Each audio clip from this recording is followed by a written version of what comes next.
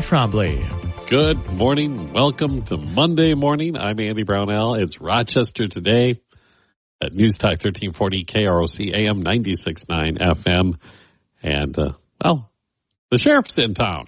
Hey. Olmsted County Sheriff Kevin Torgerson dropping by for our monthly chat about things happening with the sheriff's office and law enforcement in general. And, well, good morning, Kevin. Morning, Andy. So always good to be here. Welcome to the holiday season, and Yes. December came in like an angry man, and old man winter is a little ticked off these days. So we're getting right into it. Yeah, that first, not even big snowstorm, but first slippery road event was horrible. Yeah. Well, we've had a couple already, and a lot of people found out either their tires aren't good enough or they need to realize how they need to drive on a little bit of slippery road and icy bridge decks, and all those things can just take you and throw you into a loop, and you don't even have a chance. I mean, you're just gone. So, a lot of that. I saw a pretty fancy Mustang down in the ditch getting attended to the other day, and I'm like, yeah, buddy, that is not your winter driving car right there. No. And the little known secret, when they hook up those tow chains to the bottom of those kind of vehicles that are low profile with all the plastic and fiberglass at the bottom, it doesn't usually work really well. Yep, and it's 14 degrees and nice and cold, and all that does is snap, things crackle, get cracked pop. and snapped. Yep. Well, I was talking to Mike Doherty from MnDOT the other day, and we were talking about, the fancy vehicles with all the traction technology and the all-wheel drive. And, I mean, there's a lot of wonderful things happening there, and tire technology has improved, but the basic law of physics still apply. Mm-hmm. Once you lose traction, it's over. Yeah, it is, and you just got to be careful. And it's we've all seen it, and even in the last week or so, there was a couple of moments where I was like, "Woo!" Tail end of the car, the pickup kind of does a little zip on you, and you go, "Whoops, okay, back off." And this is not the time to, cruise control. We talk about it all the time. Stay off your cruise control unless you're really comfortable with the roads are looking like, because, you got that cruise on, your tires are still going, and you don't have that ability. Even if when you're not on cruise, and I know people know this, but it's worthwhile saying again, if you're not on cruise and you're driving along and you're going highway speed and you catch a little bit of that slippery stuff, that black ice or whatever, or, it's just exhaust from the roads. Yep. As soon as you feel it and you let off the gas, because that's your first reaction, it should be, again, don't go to the brake right away. That's not a good option. But just sometimes letting off the gas is enough to allow the tires to back off and recorrect. When you're on cruise, you're still going, and goodbye. So it's really important to stay off the gas. And in fact, I think I posted something like that the other day and got some comments from people. So it's just really important to stay off the gas, don't cruise, and unless it's really good roads, and away we go. So, yeah. And this time of the year, your odds of seeing really good roads are not all that great. No, you should expect it. This even today, again, it's just a little bit in that morning when it's there's been that little bit of overnight frosting that kind of comes up sometimes, or we get these patterns now, like we've been in this last week, where it's really not snow, but it's kind of snow, and it's that little fuzzy stuff that just kind of drops out, which is frost, I guess, and that's just enough to create a tricky spot in a bridge deck or a shaded area. I remember one time, just a couple of years ago, my wife and I were, I can't remember where we were. I think it was in the spring of the year. Good road. We'd been driving. We were kind of down the Rushford area, down that way, southeast, and came off of this hilly area. And it was sunny, and just a drive. I don't know. We weren't out going anywhere in particular, and came down this hill where it had been sunny, kind of a little shaded, and then sun again, and then shaded again. There was a car ahead of me, and that car just kept going right through. And I was in my pickup, and I always have the sandbags in the back, try to do what I can to kind of, get the load right. Yep. And boy, did I go into a nasty little fishtail. It caught me off guard. Didn't go in the ditch, but I'm real happy that there wasn't anybody coming the other direction, because I was using the whole road for just a few seconds there, and that was a shaded area, and it was just enough in that time of day to where there had been a little melt and then a refreeze in that shaded area, and the wind is right. You just don't know. So I corrected it because I wasn't on cruise, and just let off the gas and kind of went for the ride a little bit and got things straightened out, and away we go. So you never know. Just got to be careful. Well, that's a great way to say it. You never know. You don't know what you're going to encounter. You mentioned the cruise control, too, and if you do have it on and you get into that situation, unfortunately, the way you shut off the cruise is to hit the brakes, which is going to make things even worse. That's even worse. Yeah, exactly right. Yeah, so that's all those things are important. And I think the other thing, too, is don't get comfortable just, you can't trust any of the other drivers around you either. Whether it's an equipment problem with the car, the tires aren't right. There's people out there that do still switch from regular tires to snow tires in the wintertime, and that's their prerogative. A lot of people don't, but even then, just always be aware of those other drivers too, and give space between them. And again, we just can't be in a hurry in these situations when it's little tricky roads. And in fact, I've always kind of my demented mind, I guess, in some ways, but I like snowy days and all that stuff.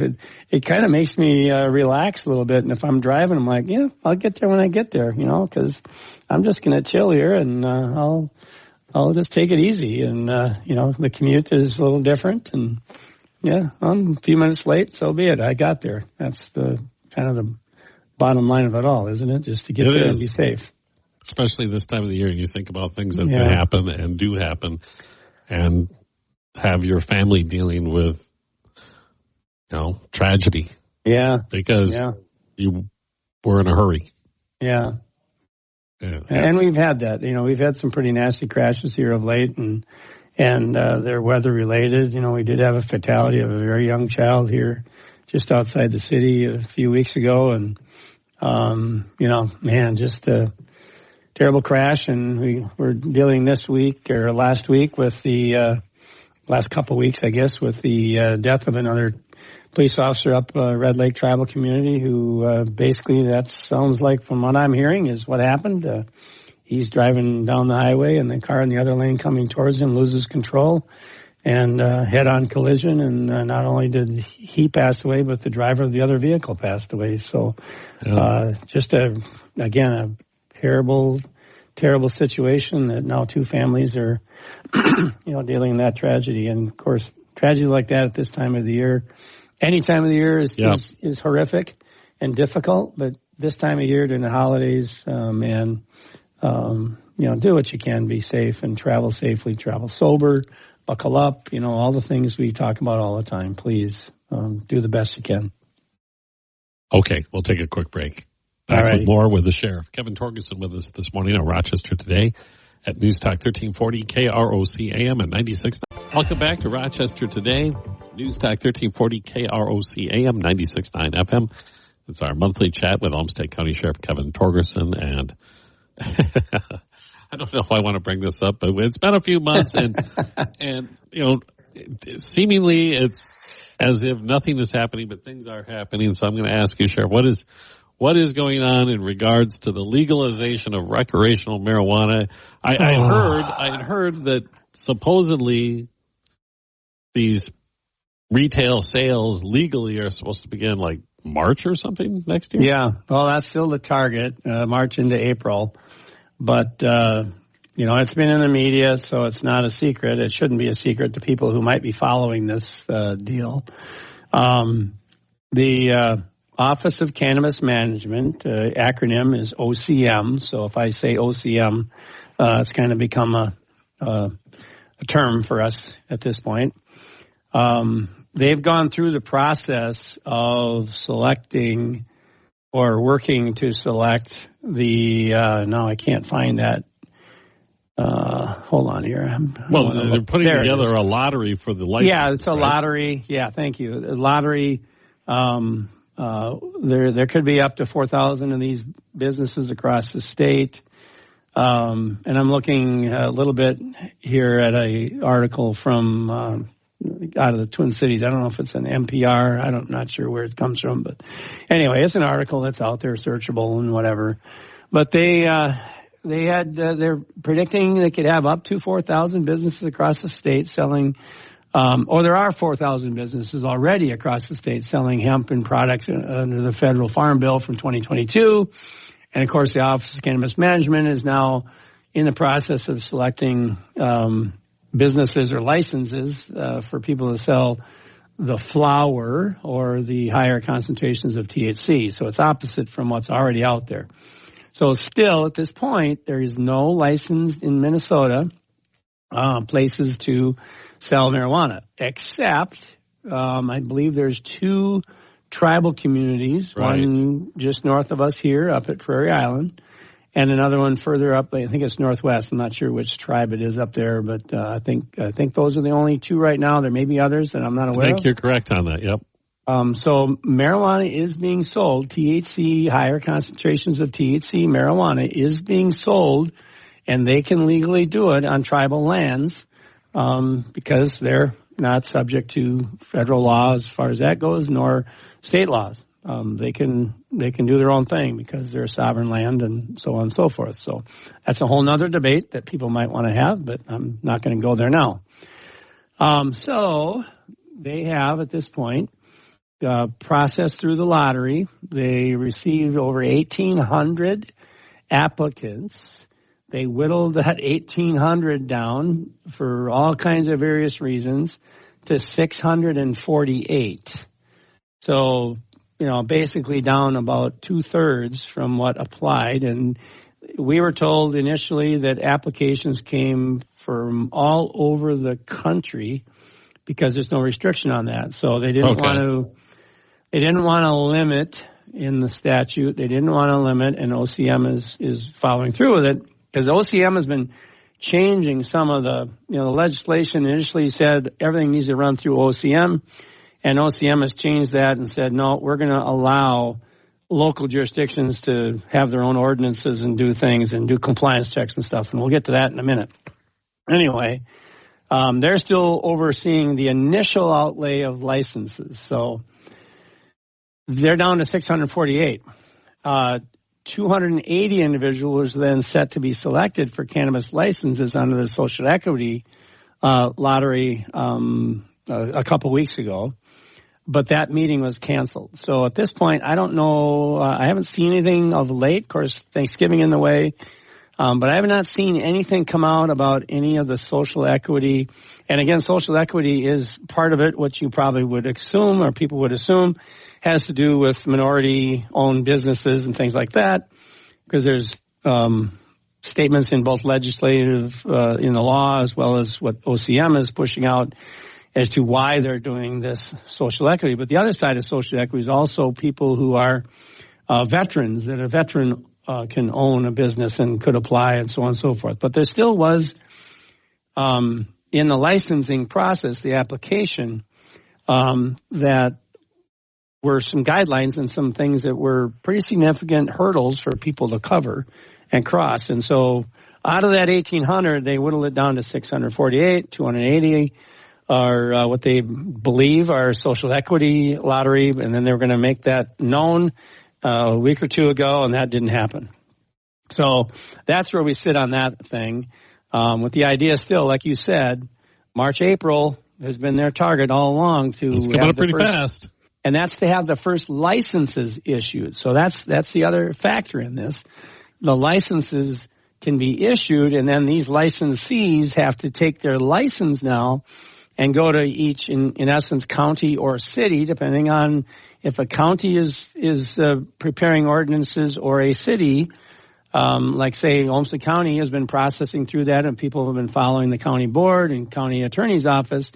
They've been basically, over the last several months, approving new ordinances and rewrites to ordinances almost at every meeting, for, like I said, for several months. County attorney's office, a guy by the name of Tom Canan, one of the attorneys there, is he's been in the weeds on this thing. Pardon the pun, but he's been in the weeds on this thing pretty long here. So God bless Tom Canan at this point for us here in Olmsted County. But the city of Rochester, in that sense, people want to know about them. They are holding fast and saying, we're going to wait, see what we think about the Olmsted County ordinance, and then they can adopt the work that Tom and our committee is doing, which one of our captains, Kelly Lee, sits on that committee with public health and others from the county in creating and discussing these ordinances as to how that's going to affect us individually as departments and sheriff's office, county attorney's office when these laws, ordinances are passed. So, okay, so the city, if they decided, so the county wraps up their work. Yep, and then they can't be less restrictive, right? They can only be more restrictive. I believe so. Yeah, I think that's how it works, and that's usually how it works in most laws. That the feds pass laws. They can't, the state can't loosen it up even more, but they can restrict it more. And then that kind of gets into it. And then the same thing, counties and cities, and as you go down the line as far as, the I suppose the state has set limits of how restrictive you can be because they have decided that this is going to be allowed. You can't be, could you be a dry county if you wanted to be? You want me to use the old euphemism, nope. The old term? Nope. So you have to. They said, nope, every county's got to have it. You cannot opt out. That's I think we talked about that once before. Colorado has an opt-out situation, even though Colorado back in 2012 passed their laws to go fully legal in their state. They had an opt-out option. And last I looked, and I haven't looked at that in a while yet. I can't remember if it was in last year's Colorado drug report that they put out. It's a very in-depth report called the Rocky Mountain Report through the Colorado HIDTA, H-I-D-T-A, and that's stands for High Intensity Drug Trafficking Area. Which we are one, right? Which we are. Olmsted County has been given that high honor, and that was before legalization of marijuana. Not something we aspired to be, but we are a trafficking county as far as the federal government looks at us. And pretty much in Minnesota, it's us here. It's all the metro counties, the 7 metro counties, Stearns County and St. Louis County. And I think, if I remember right, they are looking at Beltrami County now becoming one. Oh, really? Which is way up That's northwest. Bemidji. Yeah, but they got a lot of issues going on up there. Wow. So all of those counties in Minnesota, and again, I think Beltrami is a new one. It might have been just applied for. I don't know if they got granted, actually. I should pause on that just a little bit. Not get too far ahead of myself. But anyway, being considered for that. Yep. And, so that's the HIDTA. Anyway, the Colorado HIDTA report has indicated for quite some time that with this opt-out in Colorado, 66 of the jurisdictions in Colorado, so that's counties and cities, have opted out and said, we don't want any shops in our county. So basically, the other 33% is where all the shops are in Colorado. Minnesota saw that in the legislature, and they said, "Oh no!" So that told me they were reading the reports and they knew what I knew, and so I'd tell them that when we were in these committees, and they wouldn't acknowledge that they knew those things, but I knew they knew, and so when they passed the law here in the state, they said that, no, you can't opt out. We will issue you licenses. You will all have these licenses per 2,500 people in your jurisdiction. So if you're 5,000, city of 5,000, you can have 2.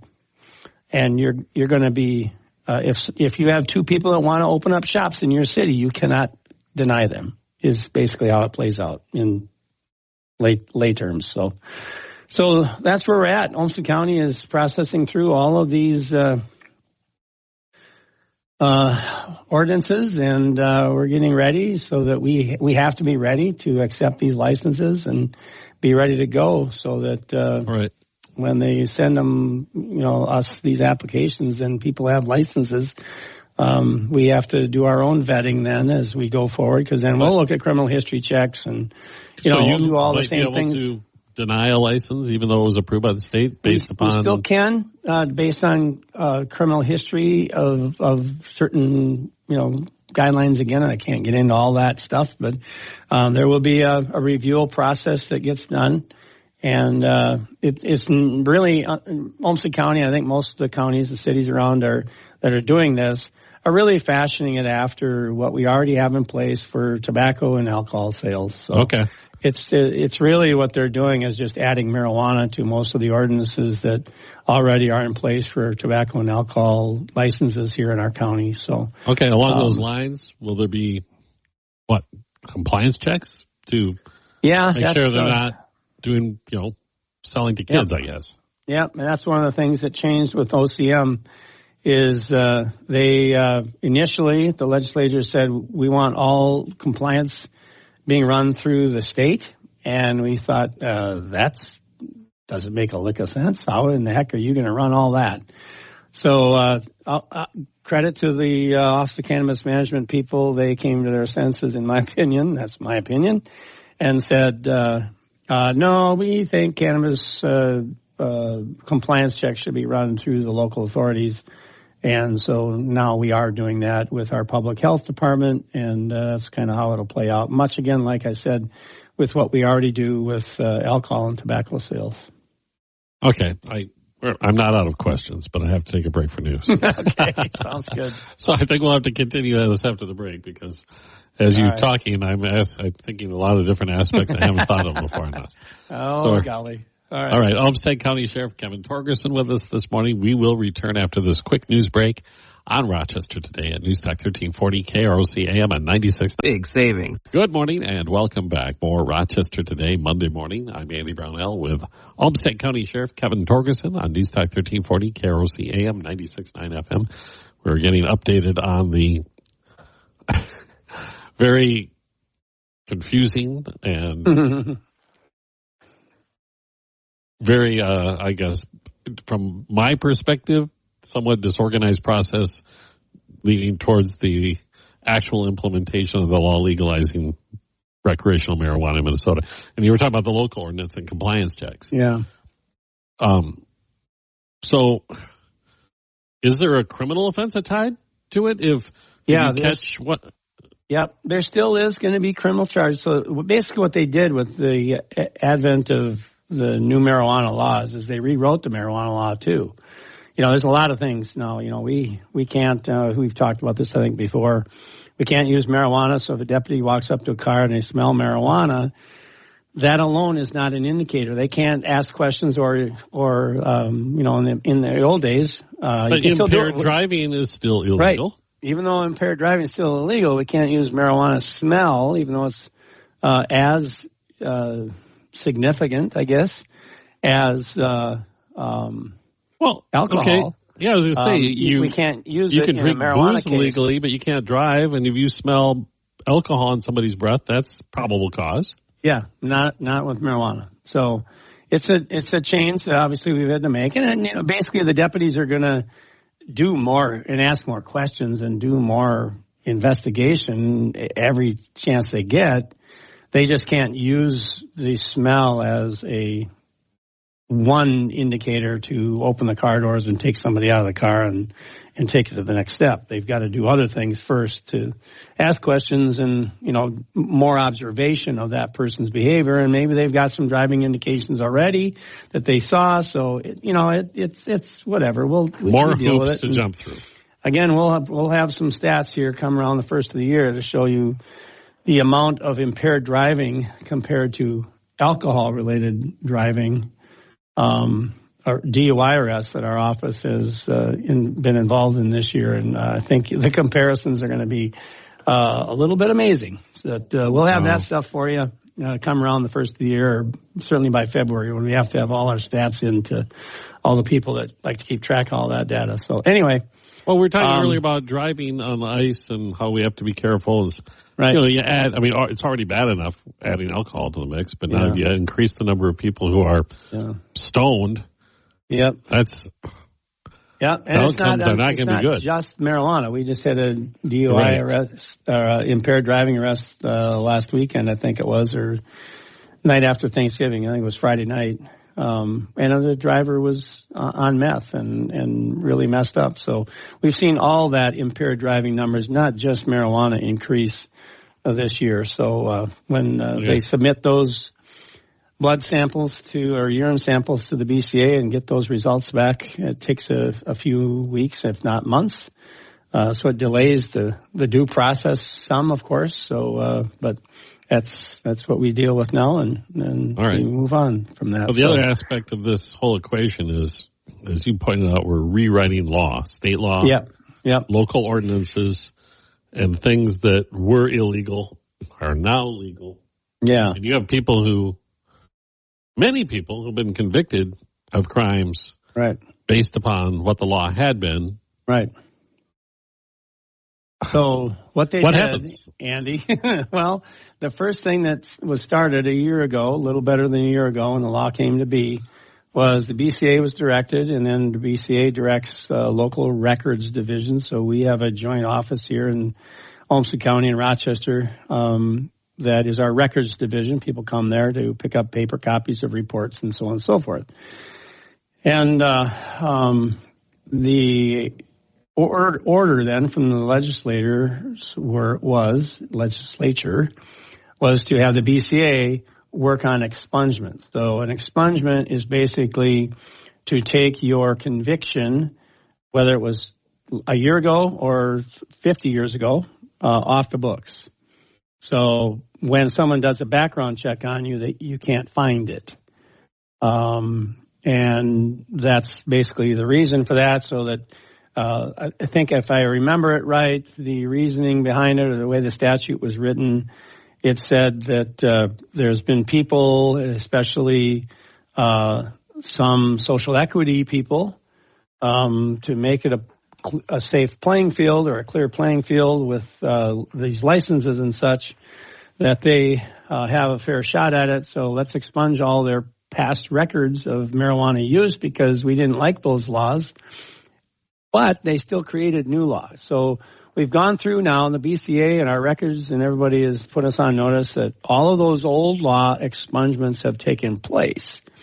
So now there are new laws. There's still restrictions, like we talked about with impaired driving and so on and so forth. You can't do that. You can't have more than a few ounces in your pocket when you're in public. You can only have a certain amount in public, and you can only have 4 flowering plants in your home. Each person is allowed 8 of them. Only half of them can be flowering, and that's per person. Sell it unless you're licensed. Can't sell it unless you're licensed, and so on and so forth. So there's all those new laws they created, still related to marijuana. So there's still ways for people to be arrested for marijuana use and or sales if it's illegal still. So there's still illegal ways, or illegal portions of marijuana law in the state of Minnesota. It's just not a free-for-all. Been rewritten.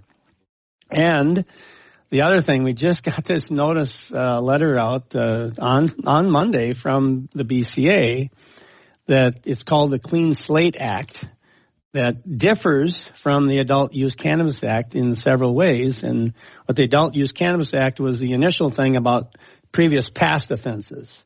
Now the Clean Slate Act is saying, and putting all our records, BCA records as well as local records, that they have to set in place now that upon conviction of certain marijuana laws, the new ones, they will, even though the offense still remains illegal, but these new charges, some of them will be automatically expunged. That you get convicted on Monday, it should be expunged on Tuesday. And I don't know if that's exactly how quickly they're going to have it done, but they sent this note out to all of us, all the chief law enforcement people, to make sure your records divisions are aware of these things.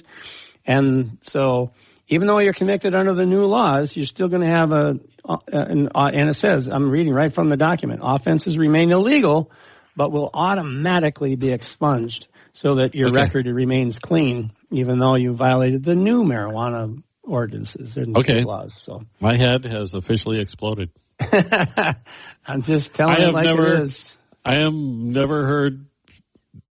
Okay. The term Orwellian comes into play. Yeah. But well, you create a new law to reflect the change in atmosphere, right? For lack of a better term, but it's still illegal to do these sort of things. Yep. Because we as a society have deemed them harmful. Right. Still. because we don't want it to be a free-for-all, but essentially there's no punishment for it, and your record will be... The way I understand, and I know that's an easy way to go on it. The way I understand it, they still could get some time from it, or they still could, and I'm unfortunately, I'm generalizing. That's probably not the safest thing to do. All get out. Because and I don't know what those offenses are. I don't have that right in front of me. And technically what we do, I don't really get into that part of it. That's our records division has to have that list, and it has to set up the computers now to, when these offenses come through, that it automatically then gets expunged. So they'll work through that, and that's what their job is, and we trust them to do that job. But so the person still can be convicted in court, as I understand it, still might be assessed a fine or a couple days in jail or something like that, and still have to do that. But the record of it will be expunged and disappear. So from my point of view, is how that is, because they want these people who still might have issues, or I guess I don't know the whole theory behind it, philosophy behind it, but my understanding, my opinion of it is simply, I think the idea is to still give people a break if they're violating these marijuana laws because they feel marijuana isn't as criminal behavior or uses as criminal, if they want these people to have a chance, I guess, is how they're laying it out. So that's how it's playing out. So I know I'm pushing the envelope and describing it this way, but you could have a person sitting in the Olmsted County Jail serving a sentence for a conviction based upon the new law. But if I went and looked at the court records, there would be no record of why that person is serving the sentence in the Olmsted County Jail. Yeah, technically, I think that's possible. Again, I don't know what level, if it's going to rise to a level on felony level. Again, felony level, they may not be sitting in our jail. They could be in the Department of Corrections. Well, despite, either way. Whichever. You can have a person behind bars, and I go to the court system to try to find out why, and there will be no record as to why. Yeah. So that'll be something we'll have to dive into. Maybe I can find that, and we can talk next month about which offenses those are. So it might alleviate some people's concerns, because I have the same ones that you do. I don't think it's going to be the felony level. Could it be gross? Could it be misdemeanor or petty? Obviously, petties, they expunge those immediately now. So, we'll see. But if you're busted for a different gross misdemeanor, it's not expunged immediately, right? It's a special classification for these marijuana laws. I believe so, yes. Okay. Well, we're getting, like I say, this whole thing is confusing. It's targeted towards the marijuana convictions, we understand it. But there may be a few outliers as well, so I'll try to find that documentation and see if I can educate all of us. Next month, we'll see how that goes. I mean, the people doing this at the state level, they have to accept that it's very confusing. What they're doing at this point. I know. And for us out there, in what we do, we don't have a choice. We got to get it right 100% of the time, as usual, and or face consequences. So that's our mission. That's our toil and trouble, as they say. So we'll have to figure that all out and get it right. I wish you luck with that, Sheriff. Yeah, thank you. I'm sorry if I'm laughing about the strange language I'm being exposed to. Okay. I don't think you're alone. I'm sorry. Okay. We'll return. We have to take a really quick break. A few more minutes with the Sheriff on Rochester Today. News Talk 1340, KROC AM 96. Paul Trombley. And I've been somewhat offered by it, because I listened to all these arguments for 4 years up at the state, trying to testify against it and try to bring some level of common sense into it, but it didn't happen. No, and now it's coming to play. You have the people writing the rules going, well, they said this, but they also said this. How are we going to incorporate this into a rule?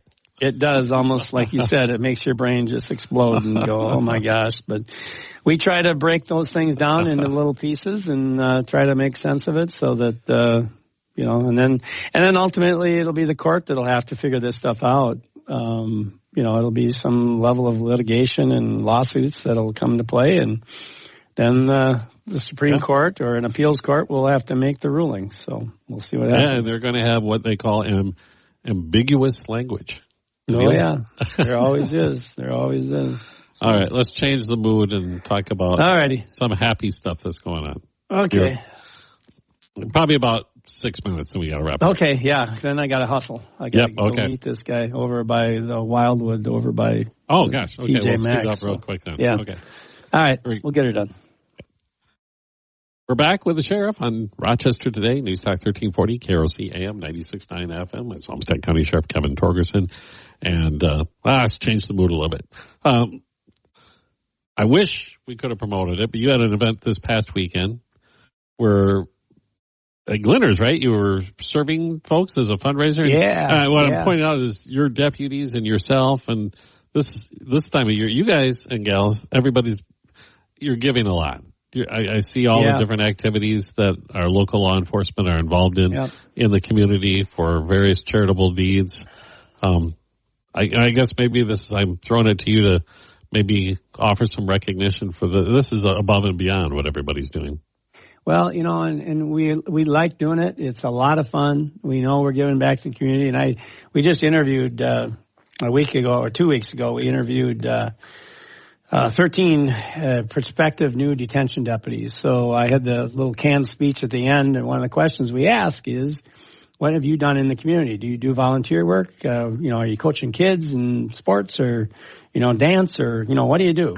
And so they come up with things, and we tell them, go back all the way to your high school. And the question I follow up with is, what did you get out of it? What did you get?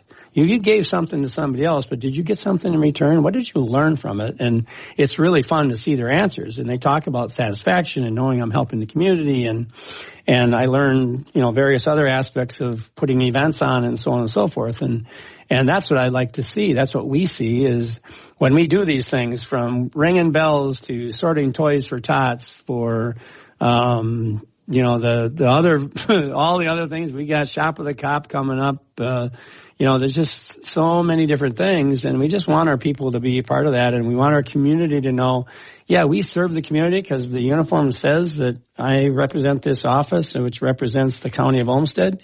So I have an inherent reason to serve in our community, but we need to do more, and we need to be showing that. And, there's a ton of other businesses out there that do a lot of things, private businesses that do a lot. I mean, we just celebrated few weeks ago, the 40th anniversary of the Canadian Honker restaurant, and I was there that night, and oh my goodness, the things that that family has done over these 40 years and into the future, because he's handing off to the kids. I mean, Joe's not going away.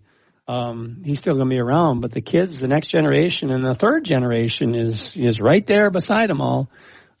They do amazing work. There's a ton of other community, businesses that do that stuff too. But for us, we just know that it's very important that we're out there doing other things in our community to serve in every way possible. And this is definitely a busy time of year, but then people need this kind of help this time of year. So, we try to push our people out there and get them active in all these activities as much as we can. I bet the Shop with a Cop thing is really rewarding. Oh, my gosh. I've been doing that for so many years. They talk about it on those days that, we've been doing it for 20 years. And I'm like, scratch that. We used to do it that's 20 years up at Walmart. We did it for many years, and then there was a gap because we left Kmart. But we were doing Kmart down here on 9th Street for several years in my early years here. And then we got hooked in, Kmart was smaller, and then they closed, and so we didn't have a place. And then we hooked into the PAL organization, Police Athletic League, which is primarily, an arm of the police department. But, we're thankful they include us on some of these activities as well, whether it's handing out turkeys and, donations from Hy-Vee or whatever. The Police Athletic League is really a great organization. And they are the umbrella over the Shop with a Cop and working on getting the gift cards and all the other things that go along with Shop with a Cop. But so we've been doing it, my career here. I'm sure it's getting close to 30 years that we've done it here, with a few gaps in there, a few years. But it's amazing to meet these kids. There's one kid I bumped into him the other day. Where were we? Oh, I think we were ringing bells up at Hy-Vee before Thanksgiving. And my Shop with a Cop kid from 2 years ago came in, and I followed him. His mom has been really active on social media, and he came walking in, and, hey, man, and big hug, and, you know, I'll follow this kid until he tells me to go away. So, you know, it's really a special time to build, even those few hours. I'm with this kid for 3 hours on a Saturday in his whole life. And do I make a difference? I don't know. I sure hope so. And maybe I changed the trajectory of his life in a sense of respecting police officers and law enforcement and being law abiding. And, you know, that's, you know, one of the goals of this thing, but just breaking down the barriers in any one of these events, whether we're waiting tables at Glenner's or ringing bells or, you know, picking up toys or doing whatever, breaking down barriers and just being, again, another positive factor in our community is really all we're looking for. It's pretty simple when it comes down to it. Well, I thank you, and the community thanks you for your involvement. You're welcome. It's worth it, and Andy Brownell, you are worth it too. So that's why we do it. Well, we have to sign off, Sheriff, but you have a great Christmas and holiday season, and everybody stay safe in your family, and I hope wonderful things for you and your family. Thank you. Likewise as well, sir, and everyone out there listening. We appreciate it.